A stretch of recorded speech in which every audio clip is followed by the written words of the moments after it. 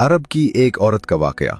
अरब में एक औरत थी जिसका नाम उम्मे जाफर था। वो इंतहाई सखी और फयाज थी। लोगों में यूं तकसीम करती थी कि दाएं हाथ को बाएं हाथ का इल्म ना होता। कुछ दिनों से वो एक खास रास्ते से गुजरने लगी। इस रास्ते पर दो अंधे बैठे होते थे। ये दोनों सदाएं लगाते।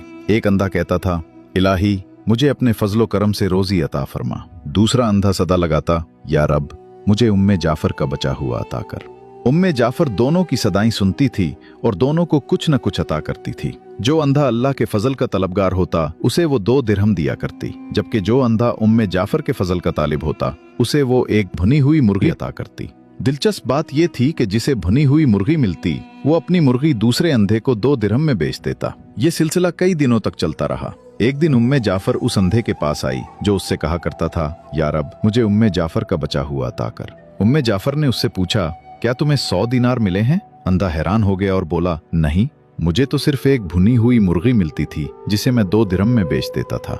उम्मे जाफर ने कहा, जो अंधा अल्लाह के फजल का सवाल करता था मैं उसे 2 दिरहम देती थी, लेकिन तुम्हें जो मुर्गी देती थी उसके अंदर 10 दिनार डाल दिया करती थी। ये सुनकर अंधे ने अपना सर पीट लिया और चीखने लगा, हाय मेरी कमबख्ती, काश मैं ऐसा ना करता, मैं तो मारा गया।